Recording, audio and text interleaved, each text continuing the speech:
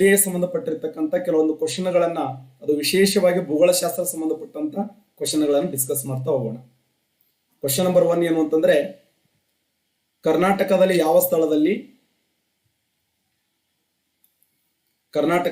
ಸ್ಥಳದಲ್ಲಿ ಭಾರತ ದೇಶ ಕಾಫಿಯ ಜನ್ಮಸ್ಥಳ ಅಂತ ಹೇಳಿ ಕರಿತೀವಿ. ನೋಡಿ ಕ್ವಶನ್ ಹೆಂಗ್ ಕೇಳಿದ್ದಾರೆ, ಕರ್ನಾಟಕದಲ್ಲಿಯ ಯಾವ ಸ್ಥಳವನ್ನ ಭಾರತ ದೇಶದ ಕಾಫಿ ಬೆಳೆ ಜನ್ಮಸ್ಥಳ ಎಂದು ಕರೆಯುತ್ತಾರೆ ಅಂತಂದ್ರೆ ಸರಿಯಾದಂತ ಉತ್ತರ ಚಿಕ್ಕಮಗಳೂರು ಜಿಲ್ಲೆ. ನೋಡಿ, ಹೌದು, ಚಿಕ್ಕಮಗಳೂರು ಜಿಲ್ಲೆಯನ್ನ ಕರ್ನಾಟಕ ರಾಜ್ಯದ ಕಾಫಿಯ ತವರು ಮನೆ ಅಂತೇಳಿ ಕರೆಯಲ್ಪಡ್ತೀವಿ. ಈ ಚಿಕ್ಕಮಗಳೂರು ಜಿಲ್ಲೆಯ ಬಾಬಾ ಬುಡನಗಿರಿ ಬೆಟ್ಟಗಳಂತ ಬರ್ತವೆ. ಈ ಬಾಬಾ ಬುಡನಗಿರಿ ಬೆಟ್ಟಗಳನ್ನ ಚಂದ್ರದ್ರೋಣ ಪರ್ವತ ಅಂತ ಕರಿತಾ ಇದ್ರು. ಕರ್ನಾಟಕ ರಾಜ್ಯದಲ್ಲಿ ಮುಳ್ಳಯ್ಯನಗಿರಿ, ಬಾಬಾ ಬುಡನಗಿರಿ, ಕುದುರೆಮುಖ, ದೇವಿರಮ್ಮನ ಬೆಟ್ಟ, ರುದ್ರಗಿರಿ, ಪುಷ್ಪಗಿರಿ, ಬ್ರಹ್ಮಗಿರಿ, ಕೊಡಚಾದ್ರಿ ನಮ್ಮ ರಾಜ್ಯದ ಎತ್ತರವಾದ ಶಿಖರಗಳನ್ನು ನೋಡ್ತೀವಿ. ಹಾಗಾದ್ರೆ ಕರ್ನಾಟಕ ರಾಜ್ಯದ ಪಶ್ಚಿಮ ಘಟ್ಟಗಳಲ್ಲಿ ಉತ್ಪಾದನೆ ಮಾಡುವಂತಹ ವಿಶಿಷ್ಟವಾದ ಕಾಫಿ ಇಡೀ ಭಾರತ ದೇಶದಲ್ಲಿ ಕಾಫಿ ಫೇಮಸ್ ಆಗಿದೆ. ಅದಕ್ಕೆ ನವಮಂಗಳೂರು ಬಂದರದ ಮೂಲಕ ನಾವು ಕಾಫಿಯನ್ನ ರಫ್ತು ಮಾಡ್ತೀವಿ. ಆ ಉದ್ದೇಶಕ್ಕಾಗಿ ಇಲ್ಲಿ ಪ್ರಶ್ನೆ ಕೇಳ್ತಾನೆ, ಕಾಫಿ ಬೆಳೆ ಜನ್ಮಸ್ಥಳ ಯಾವುದಂದ್ರೆ ಅದು ಚಿಕ್ಕಮಗಳೂರು ಜಿಲ್ಲೆ ಅಂತ. ಭಾರತ ದೇಶದಲ್ಲಿ ಇಡೀ ವಿಶ್ವದಲ್ಲಿ ಅತಿ ಹೆಚ್ಚು ಕಾಫಿ ಉತ್ಪಾದನೆ ಮಾಡುವಂತ ದೇಶ ಅಂದ್ರೆ ಬ್ರೆಜಿಲ್ ದೇಶದ ರಿಯೋ ಡಿ ಜನೈರೋ ಅನ್ನುವಂತ ಬಂದರ ಇದೆಯಲ್ಲ, ಅದನ್ನು ವಿಶ್ವದ ಕಾಫಿಯ ಬಂದರ ಅಂತೇಳಿ ಕರೀತಾರೆ. ಇಡೀ ವಿಶ್ವದ ಕಾಫಿಯ ಬಂದರ ಯಾವುದಂದ್ರೆ ರಿಯೋ ಡಿ ಜನೈರೋ ಅನ್ನುವಂತ ಬಂದರವನ್ನು ವಿಶ್ವದ ಕಾಫಿಯ ಬಂದರ ಅಂತೇಳಿ ಕರೀತಾರೆ. ಕ್ವಶನ್ ನಂಬರ್ 2 ಏನಿದೆ ಅಂತಂದ್ರೆ, ಕರ್ನಾಟಕದ ಒಟ್ಟು ಭೂಪ್ರದೇಶದಲ್ಲಿ ಅರಣ್ಯ ಪಾಲು, ನಮ್ಮ 2019 SDA ಕೇಳಿದಂತ ಪ್ರಶ್ನೆ ಇದು ಕೂಡ. ಕರ್ನಾಟಕದ ಒಟ್ಟು ಭೂಪ್ರದೇಶದಲ್ಲಿ ಅರಣ್ಯದ ಪಾಲು ಎಷ್ಟು ಶೇಕಡಾವಾರು ಎಷ್ಟು ಅಂತ ಕೇಳಿದ್ದಾರೆ. 22.6 ನೋಡಿ, 22.6%. 1988 ಅರಣ್ಯ ನೀತಿ ಒಂದು ಮಾತು ಹೇಳ್ತದೆ, ಏನು ಅಂದ್ರೆ ಒಟ್ಟು ಭೂಪ್ರದೇಶದಲ್ಲಿ ಕನಿಷ್ಠ 33% ಅರಣ್ಯ ಇರಲೇಬೇಕು ಅಂತ. ಆದರೆ ಕರ್ನಾಟಕ ರಾಜ್ಯದ ಅರಣ್ಯ ಪ್ರಮಾಣ 22.6% ಇದೆ. ಇನ್ನೂ ನಾವು ಅರಣ್ಯವನ್ನ ಗ್ರೋತ್ ಮಾಡಬೇಕಾಗಿದೆ, ಇಲ್ಲಾಂದ್ರೆ ನಾವು ಮುಂದಿನ ದಿನಮಾನಗಳಲ್ಲಿ ಬಹಳಷ್ಟು ಕಷ್ಟವನ್ನು ಅನುಭವಿಸುವಂತ ಸಾಧ್ಯತೆ ಇದೆ.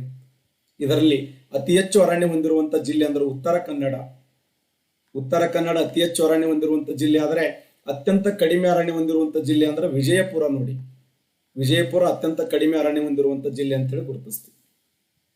ಭಾರತದಲ್ಲಿ ಅತಿ ಹೆಚ್ಚು ಅರಣ್ಯ ಹೊಂದಿರುವಂತ ರಾಜ್ಯ ಅಂದ್ರೆ ಮಧ್ಯಪ್ರದೇಶ, ಅತ್ಯಂತ ಕಡಿಮೆ ಅರಣ್ಯ ಹೊಂದಿರುವಂತ ರಾಜ್ಯ ಅಂದ್ರೆ ಹರಿಯಾಣ.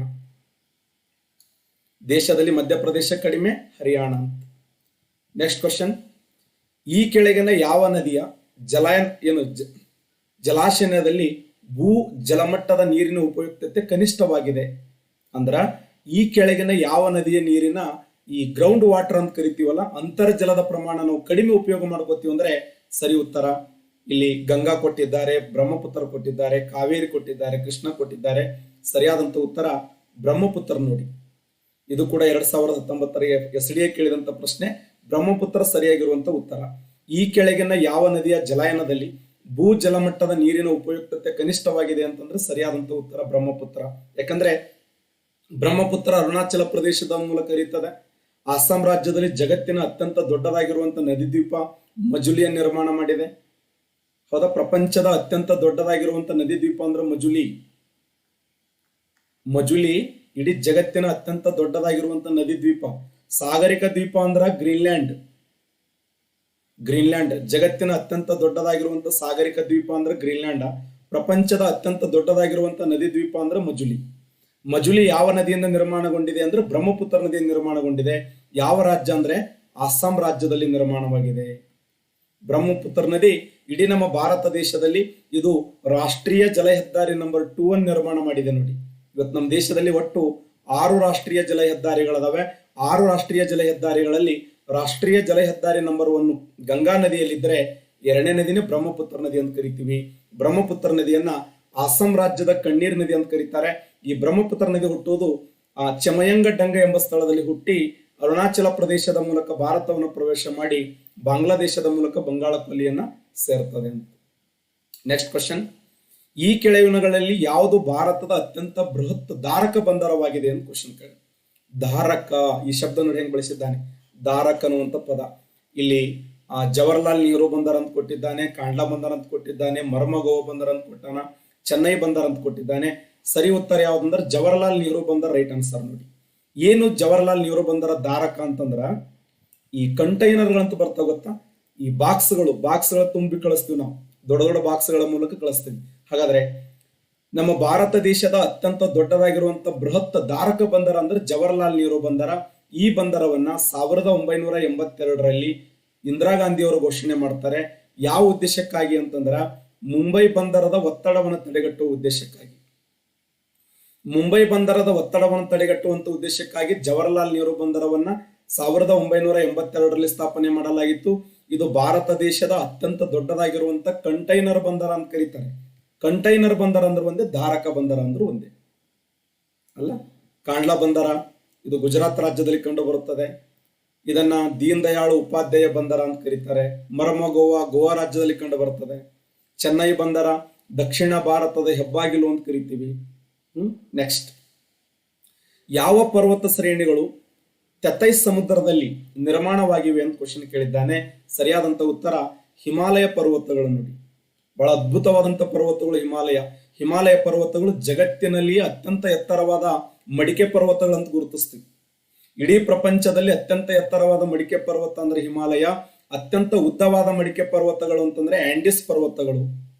ಈ ಆಂಡಿಸ್ ಪರ್ವತಗಳು ಎಲ್ಲಿ ಕಂಡು ಬರ್ತಾವ ಅಂದ್ರೆ ದಕ್ಷಿಣ ಅಮೆರಿಕದಲ್ಲಿ ಕಂಡು ಬರ್ತಾವ. ನೋಡಿ, ದಕ್ಷಿಣ ಅಮೆರಿಕದಲ್ಲಿ ಕಂಡು ಬರುವಂತ ಪರ್ವತಗಳನ್ನೇ ನಾವು ಆಂಡಿಸ್ ಪರ್ವತಗಳಂತ ಕರಿತೀವಿ. ಹಿಮಾಲಯ ಪರ್ವತಗಳ ವೈಶಿಷ್ಟ್ಯ ಏನು ಅಂತಂದ್ರೆ the youngest fold mountain in the world, ಪ್ರಪಂಚದ ಅತ್ಯಂತ ತರುಣ ಮಡಿಕೆ ಪರ್ವತಗಳಂತೇಳಿ ಗುರುತಿಸ್ತೀವಿ. ನೋಡಿ, ವಿಶೇಷ ಏನಂತಂದ್ರೆ ನಮ್ಮ ಭಾರತ ದೇಶದಲ್ಲಿ ತರುಣ ಮಡಿಕೆ ಪರ್ವತಗಳನ್ನ ನೋಡ್ತೀವಿ, ಹಳೆಯದಾದ ಮಡಿಕೆ ಪರ್ವತಗಳನ್ನ ನೋಡ್ತೀವಿ. ಭಾರತ ದೇಶದ ಅತ್ಯಂತ ಹಳೆಯದಾದ ಮಡಿಕೆ ಪರ್ವತಗಳಂದ್ರ ಅರಾವಳಿ ಬೆಟ್ಟಗಳು. ತರುಣ ಮಡಿಕೆ ಪರ್ವತಗಳಂದ್ರೆ ಹಿಮಾಲಯ, ಇನ್ನ ಹಳೆಯ ಮಡಿಕೆ ಪರ್ವತಗಳಂದ್ರೆ ಅರಾವಳಿ ಬೆಟ್ಟಗಳು. Okay, next question. ವಾಯುಮಂಡಲದ ಯಾವ ವಲಯದಲ್ಲಿ ರೇಡಿಯೋ ತರಂಗಗಳು ಮರಳಿ ಭೂಮಿಗೆ ಪ್ರತಿಫಲಿಸುತ್ತವೆ ಅಂತ ಕ್ವಶನ್ ಕೇಳಿದ್ದಾರೆ. 2019 SDA ಕ್ವಶನ್. ಅಂದ್ರ ರೇಡಿಯೋ ತರಂಗಗಳು ಪ್ರತಿಫಲಿಸುವಂತ ವಲಯ ಯಾವ್ದಂತ ಕೇಳಿದ್ದಾನೆ. ಸಮೋಷ್ಣ ಮಂಡಲ, ಪರಿವರ್ತನ ಮಂಡಲ, ಆಯನ ಮಂಡಲ, ಹೊರವಲಯ ಅಂತ ಕೊಟ್ಟಿದ್ದಾನೆ.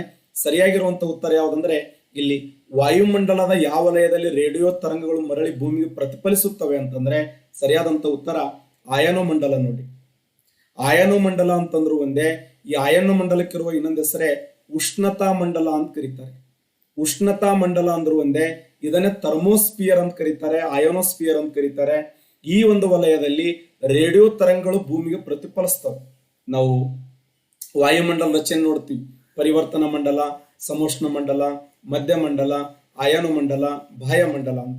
0ದಿಂದ 10 ಕಿಲೋಮೀಟರ್ ವರೆಗೆ ಪರಿವರ್ತನ ಮಂಡಲ, 10ರಿಂದ 50 ಕಿಲೋಮೀಟರ್ ವರೆಗೆ ಸಮೋಷ್ಣ ಮಂಡಲ, 50ರಿಂದ 80 ಕಿಲೋಮೀಟರ್ ವರೆಗೆ ಮಧ್ಯ ಮಂಡಲ, 400 ಕಿಲೋಮೀಟರ್ ಆಯನ ಮಂಡಲ, 1600 ಕಿಲೋಮೀಟರ್ ವರೆಗೆ ಬಾಹ್ಯ ಮಂಡಲ. ಟ್ರೋಪೋಸ್ಪಿಯರ್, ಸ್ಟ್ರಾಟೋಸ್ಪಿಯರ್, ಮಿಸೋಸ್ಪಿಯರ್, ಆಯೋನೋಸ್ಪಿಯರ್, ಎಕ್ಸೋಸ್ಪಿಯರ್ ಅಂತೇಳಿ ಗುರುತಿಸ್ತೀವಿ. ಹಾಗಾದ್ರೆ ವಾಯುಮಂಡಲದ ಯಾವ ವಲಯದಲ್ಲಿ ರೇಡಿಯೋ ತರಂಗಗಳು ಭೂಮಿಗೆ ಪ್ರತಿಫಲಿಸುತ್ತವೆ ಅಂತಂದ್ರೆ ಸರಿಯಾದಂತ ಉತ್ತರ ಆಯನ ಮಂಡಲ ಅಂತೇಳಿ ಗುರುತಿಸ್ತೀವಿ. Next question. ಜಗತ್ತಿನ ಅತ್ಯಂತ ಆಳವಾದ ಸರೋವರ ಯಾವುದಂತೇಳಿ FDA SDA 2019ರಲ್ಲಿ ಕೇಳಿದ್ದಾನೆ. ಪ್ರಪಂಚದ ಅತ್ಯಂತ ಆಳವಾದ ಸರೋವರ ಅಂದ್ರೆ ಬೈಕಾಲ್ ಸರೋವರ. ನೋಡಿ, ಬೈಕಾಲ್ ಸರೋವರ ಎಲ್ಲಿ ಕಂಡು ಬರುತ್ತದೆ ಅಂದ್ರೆ ರಷ್ಯಾ ದೇಶದಲ್ಲಿ ಕಂಡು ಬರುತ್ತದೆ. ಜಗತ್ತಿನ ಆಳವಾದ ಸರೋವರ ಅಂದ್ರೆ ಬೈಕಾಲ್ ಸರೋವರ. ಜಗತ್ತಿನ ಅತಿ ಎತ್ತರವಾದ ಸರೋವರ ಅಂತಂದ್ರ ಟಿಟಿಕಾಕ್ ಸರೋವರ. ನೋಡಿ, ಟಿಟಿಕಾಕ್ ಸರೋವರ ಇಡೀ ಪ್ರಪಂಚದಲ್ಲಿಯೇ ಪ್ರಪಂಚದ ಅತ್ಯಂತ ಎತ್ತರವಾದ ಸರೋವರ ಅಂದ್ರೆ ಟಿಟಿಕಾಕ್ ಸರೋವರ.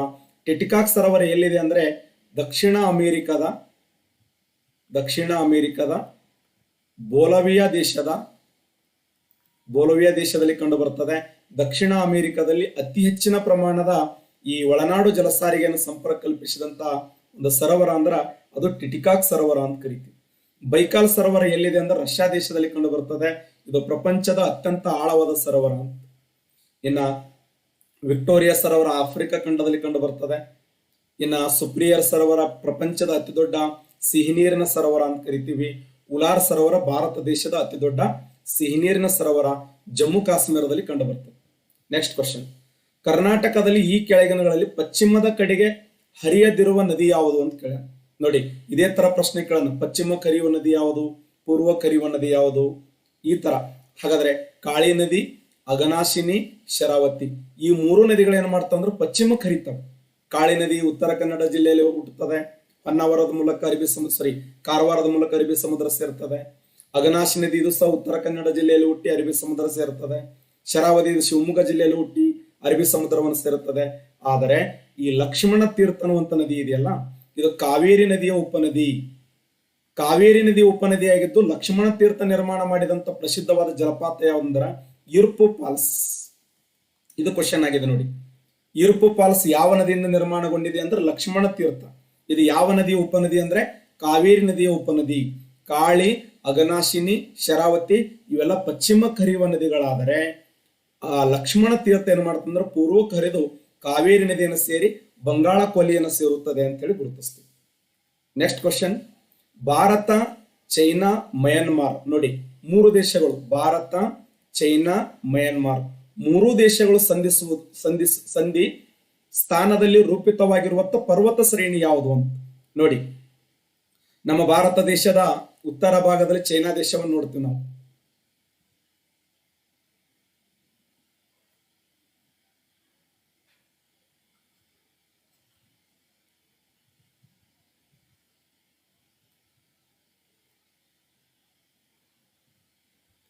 ಸುಮ್ಮನೆ ಕಚ್ಚಾ ಡಯಾಗ್ರಾಮ್ ಇದು.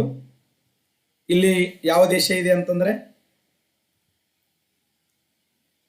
ಇಲ್ಲಿ ಮಯನ್ಮಾರ್ ನೋಡ್ತೀವಿ, ಮಯನ್ಮಾರ್ ಇದೆ ಇಲ್ಲಿ. ಇಲ್ಲಿ ಚೈನಾ ದೇಶ ಇದೆ, ಇದು ಭಾರತ. ಹಾಗಾದ್ರೆ ಮಯನ್ಮಾರ, ಚೈನಾ, ಭಾರತ ದೇಶ ಸಂಧಿಸುವಂತ ಒಂದು ಪರ್ವತ ಶ್ರೇಣಿ ಯಾವುದು ಅಂತಂದ್ರೆ ಸರಿ ಉತ್ತರ ಡಿಪು ನೋಡಿ. ಡಿಪು ಅಂದ್ರೆ ಅರುಣಾಚಲ ಪ್ರದೇಶದಲ್ಲಿ ಕಂಡು ಬರ್ತದೆ. ಈ ದಿಹಾಂಗ್ ಕಣಿವೆ ಮಾರ್ಗದ ಪಕ್ಕದಲ್ಲಿ ಕಂಡು ಬರ್ತದೆ. ಇಲ್ಲಿ ದಿಹಾಂಗ್ ಕಣಿವೆ ಮಾರ್ಗ ಇದೆ. ಮಯನ್ಮಾರ್ ಆಗಲಿ ಚೈನಾ ಆಗಲಿ ಆ ಭಾರತ ಸಂಧಿಸುವಂತ ಒಂದು ಪರ್ವತ ಶ್ರೇಣಿ ಯಾವಂದ್ರೆ ದೀಪು. ಈ ಡಿಪು ಅನ್ನುವಂತ ಪರ್ವತ ಶ್ರೇಣಿ ಕಂಡು ಬರ್ತದೆ. ನಾಥುಲಾ ಸಿಕ್ಕಿಂ ರಾಜ್ಯದಲ್ಲಿ, ಜಿಲೇಪಲ ಸಿಕ್ಕಿಂ ರಾಜ್ಯದಲ್ಲಿ, ಬೋಂಬಿಡಲ ಯಾವ ರಾಜ್ಯ? ಹಿಮಾಚಲ ಪ್ರದೇಶದಲ್ಲಿ ಕಂಡು ಬರುವಂತ ಕಣಿವೆ ಮಾರ್ಗ. ನಾಥುಲಾ ಕಣಿವೆ ಮಾರ್ಗವನ್ನ ರೇಷ್ಮೆ ಕಣಿವೆ ಮಾರ್ಗ ಅಂತ ಕರೀತಾರೆ. ಜಿಲೇಪಲ 2017 KS ಕೇಳಿದಂತ ಪ್ರಶ್ನೆ ಇದು. ಜಿಲೇಪಲ ಭಾರತ ಮತ್ತು ಟಿಬೆಟ್ ಚೀನಾ ದೇಶಗಳನ್ನು ಸಂಪರ್ಕಿಸುವಂತ ಕಣಿವೆ ಮಾರ್ಗ ಸಿಕ್ಕಿಂ ರಾಜ್ಯದಲ್ಲಿ ಕಂಡು ಬರ್ತದೆ. ಹಾಗಾದ್ರೆ ಭಾರತ, ಚೈನಾ, ಮಯನ್ಮಾರ್ 3 ದೇಶಗಳು ಸಂಧಿ ಸ್ಥಳದಲ್ಲಿ ರೂಪಿತವಾದ ಪರ್ವತ ಕಣಿವೆ ಯಾವುದು ಅಂತಂದ್ರೆ ಚೈನಾ, ಮಯನ್ಮಾರ್, ಭಾರತ. ಯಾವ ಸ್ಥಳ ಅಂತ ಕ್ವಶನ್ ಆಗಿದೆ, ಅದು ಡಿಪು. Right answer. ಭಾರತದ ಸ್ಥಳೀಯ ಕಾಲಮಾನ ನಿರ್ಧಾರವಾಗುವ ಇದರ ಆಧಾರದ ಮೇಲೆ, ಯಾವುದರ ಆಧಾರದ ಮೇಲೆ ಭಾರತ ದೇಶದ ಸ್ಥಳೀಯ ಕಾಲಮಾನ 0 ಡಿಗ್ರಿ ರೇಖಾಂಶ, 23.5 ಡಿಗ್ರಿ ಉತ್ತರ ರೇಖಾಂಶ, 8 ಡಿಗ್ರಿ ಉತ್ತರ ಅಕ್ಷಾಂಶ, 82.5 ಡಿಗ್ರಿ ಪೂರ್ವ ರೇಖಾಂಶ. ಇದೇ ಸರಿಯಾಗಿರುವಂತ ಉತ್ತರ. ಸರಿ ಉತ್ತರ ಯಾವುದಂದ್ರೆ ಭಾರತ ದೇಶದ ಸಮಯ ನಿರ್ಧಾರ ಮಾಡೋದು 82.5 ಪೂರ್ವ ರೇಖಾಂಶ. ಈ 82 ಪೂರ್ವ ರೇಖಾಂಶವನ್ನ ಭಾರತದ ಸಮಯ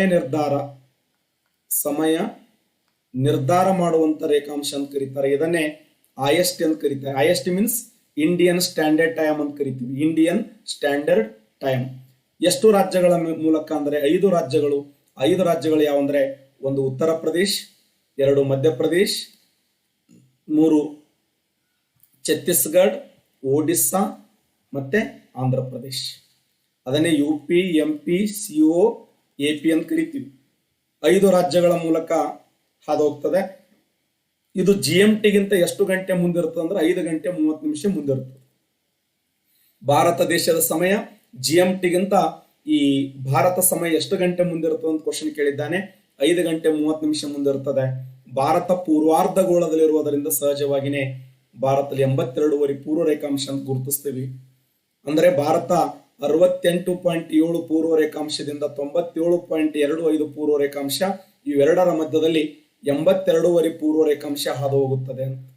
ಭಾರತ ದೇಶದ ಸಮಯ ನಿರ್ಧಾರ ಮಾಡುವಂತ ರೇಖಾಂಶ ಅಂದ್ರೆ ಅದು 82.5 ಪೂರ್ವ ರೇಖಾಂಶ. ಚಂದ್ರಗ್ರಹಣ ಯಾವಾಗ ಉಂಟಾಗುತ್ತದೆ? ಇದು ಕ್ವಶನ್ ಸಾಕಷ್ಟು ಬಾರಿ ಕೇಳಿದ್ದೇನೆ. ಚಂದ್ರಗ್ರಹಣ ಅಂದ್ರೆ ಏನು, ಸೂರ್ಯಗ್ರಹಣ ಅಂದ್ರೆ ಏನು? ಸಿಂಪಲ್ ನೋಡಿ. ಚಂದ್ರಗ್ರಹಣ ಅಂತಂದ್ರೆ ಏನು? ಚಂದ್ರನ ಮೇಲೆ ನೆರಳು ಬೀಳಬೇಕು ಅಂತ. ಚಂದ್ರನ ಮೇಲೆ ನೆರಳು ಬೀಳಬೇಕಂದ್ರೆ ಯಾವಾಗ? ಭೂಮಿ ಮಧ್ಯೆ ಬಂದಾಗ. ಭೂಮಿ ಸೂರ್ಯ ಮತ್ತು ಚಂದ್ರನ ನಡುವೆ ಬಂದಾಗ. ಇದೇ ರೈಟ್ ಆನ್ಸರ್. ಭೂಮಿಯು ಸೂರ್ಯ ಮತ್ತು ಚಂದ್ರ ನಡುವೆ ಬಂದಾಗ ಯಾವ ಗ್ರಹಣ ಉಂಟಾಗುತ್ತದೆ ಅಂದ್ರೆ ಚಂದ್ರಗ್ರಹಣ. ಗ್ರಹಣ ಅಂದ್ರೆ ಏನು? ನೆರಳು, ಅಡೆತಡೆ, ತೊಂದರೆ. ಗ್ರಹಣಗಳಲ್ಲಿ ಎಷ್ಟು ಪ್ರಕಾರ? 2 ಪ್ರಕಾರ. ಒಂದು ಸೂರ್ಯಗ್ರಹಣ, ಇನ್ನೊಂದು ಚಂದ್ರಗ್ರಹಣ. ಇಲ್ಲಿ ನೋಡಿ, ಇಲ್ಲಿ ಸೂರ್ಯ ಇದ್ದಾನೆ, ಇಲ್ಲಿ ಚಂದ್ರ ಇದ್ದಾನೆ. ಈ ಸೂರ್ಯ ಮತ್ತು ಚಂದ್ರನ ಮಧ್ಯೆ ಯಾರ ಮಧ್ಯೆ ಪ್ರವೇಶ ಮಾಡ್ತಾ ಇದ್ದಾರೆ ಅಂದ್ರೆ ಭೂಮಿ ಮಧ್ಯೆ ಪ್ರವೇಶ ಮಾಡ್ತಾ ಇದ್ದಾನೆ.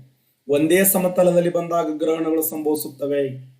ಸೂರ್ಯ ಭೂಮಿ ಚಂದ್ರ ಅಥವಾ ಸೂರ್ಯ ಚಂದ್ರ ಭೂಮಿ ಒಂದೇ ಸಮತಲದಲ್ಲಿ ಬಂದಾಗ ಮಾತ್ರ ಗ್ರಹಣಗಳು ಸಂಭವಿಸ್ತವೆ. ಸೂರ್ಯನ ಕಿರಣಗಳು ಭೂಮಿ ಮೇಲೆ ಬೀಳುತ್ತವೆ, ಭೂಮಿ ನೆರಳು ಚಂದ್ರನ ಮೇಲೆ ಬೀಳುತ್ತದೆ. ಸಿಂಪಲ್. ನೆರಳು ಯಾರ ಮೇಲೆ ಬೀಳುತ್ತೋ ಅದ್ರ ಗ್ರಹಣ. ಈಗ ಚಂದ್ರನ ಮೇಲೆ ನೆರಳು ಬೀಳ್ತಾ ಇದೆ, ಚಂದ್ರ ಗ್ರಹಣ. ಒಂದು ವೇಳೆ ಚಂದ್ರ ನೆರಳು ಭೂಮಿ ಮೇಲೆ ಬಿದ್ದರೆ ಭೂಮಿ ಗ್ರಹಣ ಅನ್ನಬಾರದು, ಸೂರ್ಯ ಗ್ರಹಣ ಅನ್ನಬೇಕಷ್ಟೇ. ಚಂದ್ರಗ್ರಹಣ ಯಾವ ದಿನ? ಹುಣ್ಣಿಮೆ ದಿನದಂದು ಚಂದ್ರಗ್ರಹಣ ಆದರೆ ಸೂರ್ಯಗ್ರಹಣ ಅಮಾವಾಸ್ಯೆ ದಿನದಂದು. ಅಮಾವಾಸ್ಯೆ. ಸಿಂಪಲ್. ಭೂಮಿ ಸೂರ್ಯ ಮತ್ತು ಚಂದ್ರ ನಡುವೆ ಬಂದಾಗ ಯಾವ ಗ್ರಹಣ ಉಂಟಾಗುತ್ತದೆ ಅಂದ್ರೆ ಚಂದ್ರಗ್ರಹಣ ಉಂಟಾಗುತ್ತದೆ. ಪ್ರಪಂಚದ ಅತ್ಯಂತ ದೊಡ್ಡ ಮರುಭೂಮಿ ಯಾವುದಂತೇಳಿ ಎಸ್ಡಿಎ ಕೇಳಿದ್ದಾನೆ. ಸರಿಯಾದಂತ ಉತ್ತರ ಸಹರಾ ಮರುಭೂಮಿ. ನೋಡಿ, ಇಡೀ ಜಗತ್ತಿನ ಅತ್ಯಂತ ದೊಡ್ಡದಾಗಿರುವಂತ ಮರುಭೂಮಿ ಅಂದ್ರೆ ಸಹರಾ ಮರುಭೂಮಿ. ಇದು ಯಾವ ಖಂಡದಲ್ಲಿ ಕಂಡು ಬರ್ತದೆ ಅಂದ್ರೆ ಆಫ್ರಿಕಾ ಖಂಡದಲ್ಲಿ ಕಂಡು ಬರ್ತದೆ ಸ್ನೇಹಿತರೆ. ಸರಿಸುಮಾರು 8 ದೇಶಗಳ ಮಧ್ಯೆ ಹಂಚಿಕೆಯಾಗಿರುವಂತ ಮರುಭೂಮಿ. ಪ್ರಪಂಚದ ಅತ್ಯಂತ ದೊಡ್ಡದಾಗಿರುವಂತ ಉಷ್ಣ ಮರುಭೂಮಿ ಅಂದ್ರೆ ಸಹರಾ ಮರುಭೂಮಿ. ಈ ಸಹರಾ ಮರುಭೂಮಿಯ ಮಧ್ಯೆ ಹರಿಯುವಂತ ನದಿ ಯಾವುದಂದ್ರೆ ನೈಲ್ ನದಿ. ನೋಡಿ, ಜಗತ್ತಿನ ಅತ್ಯಂತ ಉದ್ದವಾಗಿರುವಂತ ನದಿ 6650 ಕಿಲೋಮೀಟರ್ ಉದ್ದವಾಗಿ ಹರಿಯುವಂತಹ ನೈಲ್ ನದಿ ಯಾವ ಒಂದು ಮರುಭೂಮಿಯ ಮಧ್ಯೆ ಹರಿಯುತ್ತದೆ ಅಂದ್ರೆ ಸಹರಾ ಮರುಭೂಮಿಯ ಮಧ್ಯೆ ಹರಿಯುವಂತ ಜಗತ್ತಿನ ಅತ್ಯಂತ ಉದ್ದವಾಗಿರುವಂತ ನದಿ. ಭಾರತದ ಅತ್ಯಂತ ಹೆಚ್ಚು ಉದ್ದ ಕರಾವಳಿ ಹೊಂದಿರುವಂತ ರಾಜ್ಯ ಯಾವುದಂದ್ರೆ ಇಲ್ಲಿ ಗುಜರಾತ್ ರೈಟ್ ಆನ್ಸರ್ ಆಗ್ತದೆ. ಎಸ್ಡಿ 2019ರಲ್ಲಿ ಎಷ್ಟು ಸಿಂಪಲ್ ಕ್ವಶನ್ಗಳು ಕೇಳಿದ್ದಾನೆ. ನಿಮ್ಗೆ ನಾಳೆ ಮತ್ತೆ ಎಸ್ಡಿಎ ಎಕ್ಸಾಮ್ ನಡೆದಂತ ಸಮಯದಲ್ಲಿ ಇದೇ ತರ ಪ್ರಶ್ನೆಗಳು ಬರ್ತವೆ. ಚೆನ್ನಾಗಿ ಓದಿ. ಯಾವಾಗಲೂ ನಿಮ್ಮ ಜೊತೆಯಲ್ಲಿ ನಾವು ಸದಾ ಕೆಲವೊಂದು ವಿಚಾರಗಳನ್ನ ಮಾರ್ಗದರ್ಶನ ಮಾಡ್ತಾ ಇರುತ್ತೀವಿ. ಗುಜರಾತ್ 1600 ಕಿಲೋಮೀಟರ್ ಉದ್ದ ಹೊಂದಿದೆ. ನೋಡಿ, 1600 ಕಿಲೋಮೀಟರ್ ಕರಾವಳಿ ಹೊಂದಿದ್ದು ಇಡೀ ಭಾರತ ದೇಶದಲ್ಲಿ ಅತ್ಯಂತ ಹೆಚ್ಚು ಕರಾವಳಿಯನ್ನು ಹೊಂದಿರತಕ್ಕಂಥ ರಾಜ್ಯ ಅಂದ್ರೆ ಗುಜರಾತ್ ರಾಜ್ಯ. ಇಲ್ಲಿ ಕೇರಳ ರಾಜ್ಯ ಎಷ್ಟು 580 ಕಿಲೋಮೀಟರ್ ಕರಾವಳಿಯನ್ನು ಹೊಂದಿದೆ ಅಲ್ಲ.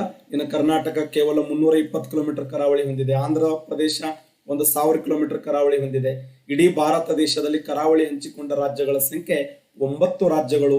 ಗುಜರಾತ್, ಮಹಾರಾಷ್ಟ್ರ, ಗೋವಾ, ಕರ್ನಾಟಕ, ಕೇರಳ, ತಮಿಳುನಾಡು, ಆಂಧ್ರ ಪ್ರದೇಶ್, ಒಡಿಸ್ಸಾ, ಪಶ್ಚಿಮ ಬಂಗಾಳ. ಆಯಾ ರಾಜ್ಯದ ಕರಾವಳಿಯನ್ನು ಬೇರೆ ಬೇರೆ ಹೆಸರಿನ ಕರೀತಾರೆ.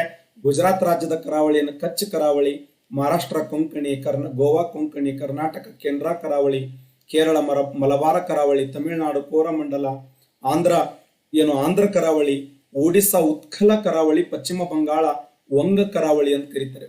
ಬಂಗ ಕೇಳಿರ್ಲಿ ನೀವು. ವಂಗ ಕರಾವಳಿ ಅದು ಪಶ್ಚಿಮ ಬಂಗಾಳದ ಕರಾವಳಿ. ದೇಶದಲ್ಲಿ ಹೈಯೆಸ್ಟ್ ಕರಾವಳಿ ಹೊಂದಿದ ರಾಜ್ಯ ಅಂದ್ರೆ ಅದು ಗುಜರಾತ್. 2ನೇ ಸ್ಥಾನದಲ್ಲಿ ಯಾವ್ದಂದ್ರೆ ಆಂಧ್ರ ಪ್ರದೇಶ. 3ನೇ ಸ್ಥಾನದಲ್ಲಿ ಅಂದ್ರೆ ತಮಿಳುನಾಡು. ಯಾಕಂದ್ರೆ ತಮಿಳುನಾಡು 910 ಕಿಲೋಮೀಟರ್ ಕರಾವಳಿಯ ದೂರವನ್ನು ಹೊಂದಿದೆ.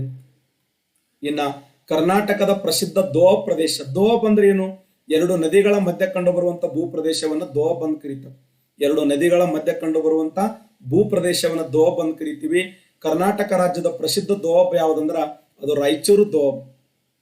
ಈ ರಾಯಚೂರು ದೋಬ್ ಯಾವ ನದಿಗಳ ಮಧ್ಯೆ ಕಂಡು ಬರುತ್ತಂದ್ರೆ ಕೃಷ್ಣಾ ಮತ್ತು ತುಂಗಭದ್ರಾ ನದಿಗಳ ಮಧ್ಯೆ ಕಂಡು ಬರುತ್ತದೆ. ಕೃಷ್ಣಾ ತುಂಗಭದ್ರಾ ನದಿಗಳ ಮಧ್ಯೆ ಕಂಡು ಬರುವ ಪ್ರಸಿದ್ಧವಾದ ದೋಬ್ ಅದು ರಾಯಚೂರು ದೋಬ್. ಇದು ಅತ್ಯಂತ ಫಲವತ್ತಾಗಿರುವಂತ ದೋಬ್ ಆಗಿದ್ದು ಈ ಒಂದು ದೋಬ್ ಸಲುವಾಗಿ ವಿಜಯನಗರ ಸಾಮ್ರಾಜ್ಯ ಹಾಗೂ ಬಹಮನಿ ಸಾಮ್ರಾಜ್ಯ ಸಾಕಷ್ಟು ಹೋರಾಟವನ್ನು ಮಾಡಿದವು ಅಂತೇಳಿ ನಾವು ಅಧ್ಯಯನ ಮಾಡ್ತೀವಿ. ಇನ್ನ ಕೊನೆಯ ಪ್ರಶ್ನೆ ಸ್ನೇಹಿತರೆ, ಭಾರತದಲ್ಲಿ ಹೆಚ್ಚು ರೇಷ್ಮೆ ಉತ್ಪಾದನೆ ಮಾಡುವಂತ ರಾಜ್ಯ ಯಾವುದು ಅಂದ್ರೆ ನಮ್ಮ ಹೆಮ್ಮೆಯ ಕರ್ನಾಟಕ ರಾಜ್ಯ.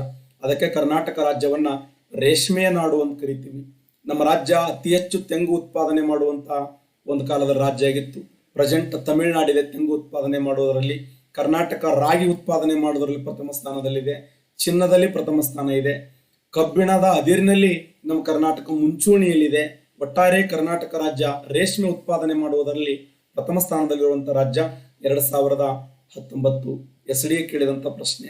ಮತ್ತೊಮ್ಮೆ ಕರ್ನಾಟಕದ ಸಮಸ್ತ ವಿದ್ಯಾರ್ಥಿಗಳಿಗೆ ನಾನು ನಮಸ್ಕಾರಗಳನ್ನು ಹೇಳ್ತಾ ದಯವಿಟ್ಟು ಈ ಒಂದು ವಿಡಿಯೋಗಳನ್ನು ಶೇರ್ ಮಾಡ್ತಾ ಹೋಗ್ರಿ.